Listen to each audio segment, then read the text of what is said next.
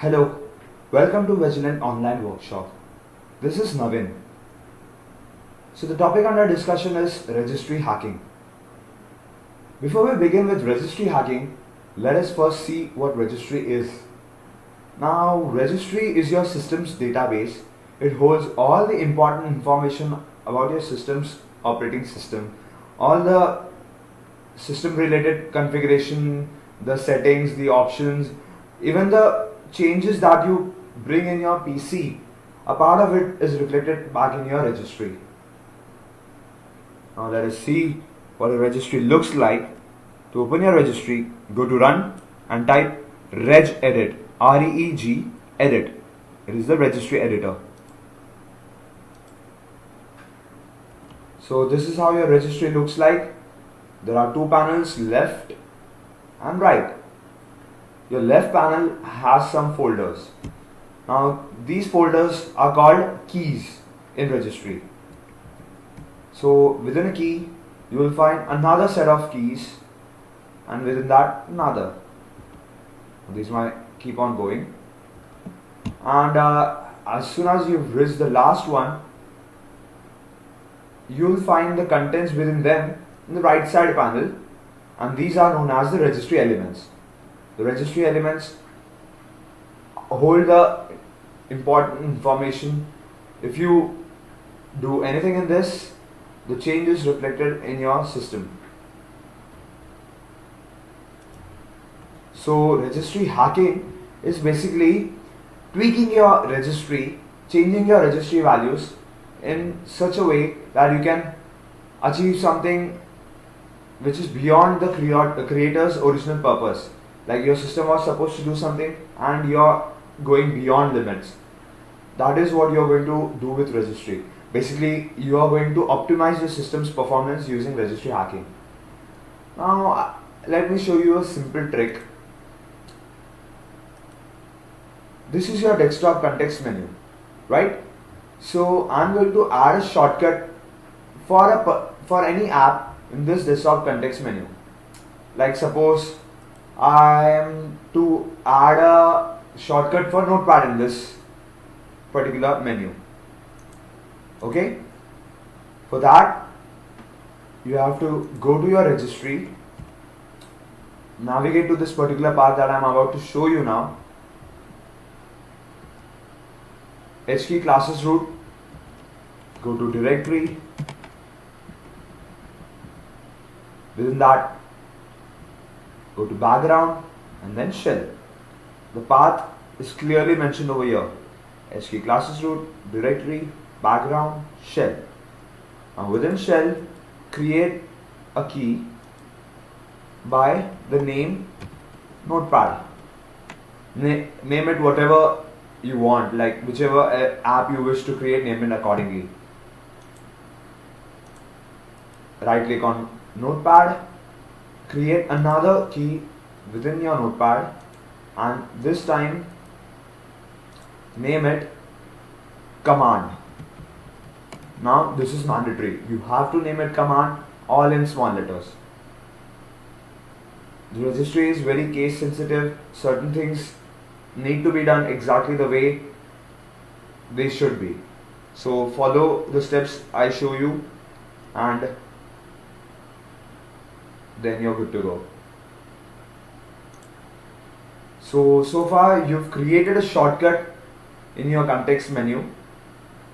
Now to complete this procedure, what you have to do is go to your C drive, Windows, System32. Here you'll find the executable file of your Notepad. This is your notepad.exe file, your Notepad's executable file. Shift right click on it.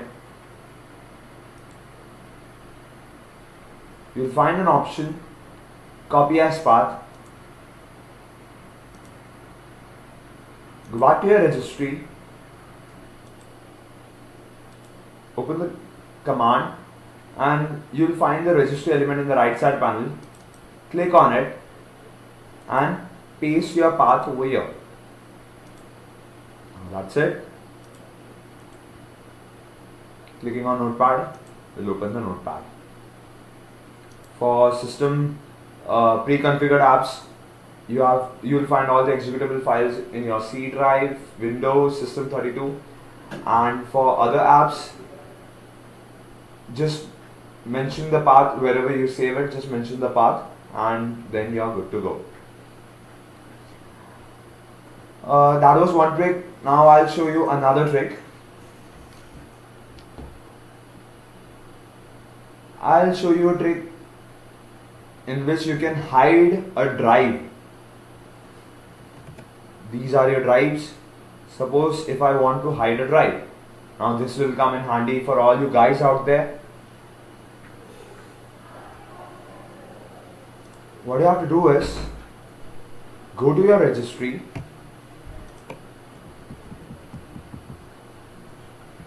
Go to this particular path, HQ local machine, software, Microsoft, Windows, current version, policies, and within that you are supposed to create a new key by the name Explorer. Now this should be as it is, I have told you. In the Explorer, create a new dword file. You can see there are options, a lot of options: dword file, 32-bit, qword, 64-bit. Now you just keep in mind, you always have to work with this dword file only. You have to open a dword file irrespective of your system's configuration, whether it is a 32-bit device or a 64-bit. The dword file that you just created, name it no drives. Exactly the way I've told you. N should be capital, D should be capital, there should be no space. Click on no drives, decimal value, and for D drive you have to type the value 8. I'll show you the list of values that you have to type for various drives. For D drive, I am to type 8. That's it. Now for the changes to take effect, you have to restart your PC. The next time you restart, this drive will be hidden. I assure you that.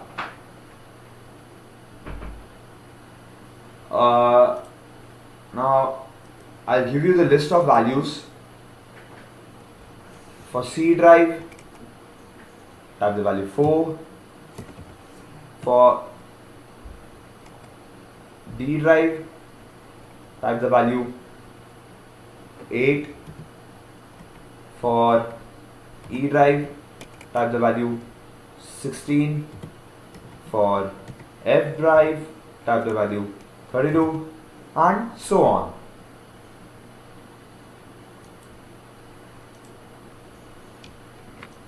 Do try this and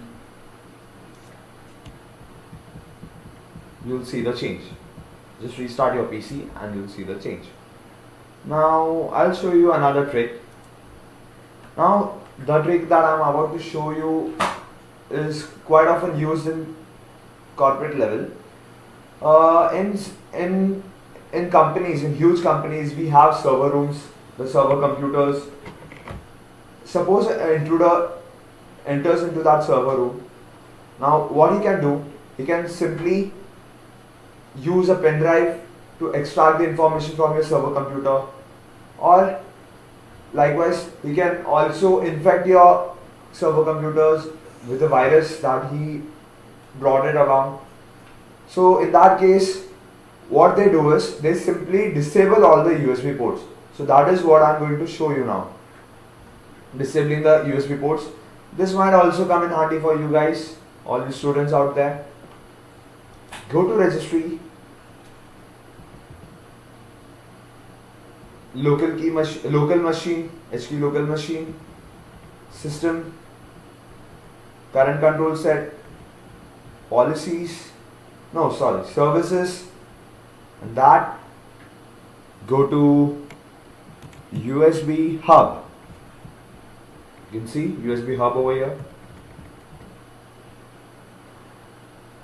In the USB hub, go to the right side panel and double click on start. You can see the value 3 over here. Just change it to 4. Okay, and for the changes to take effect, restart your PC. The next time you restart your PC, any external device, your computer won't allow for it to get connected. So to enable access again, all you have to do is go to this particular path and click on start. All you have to do is simply change the value back from 4 to 3. That's it. So these are certain tricks. If you want more such tricks, Google it. Just type how to do so and so using registry hacking. You will find ample number of tricks, and just explore this registry hacking concept and have fun. Thank you.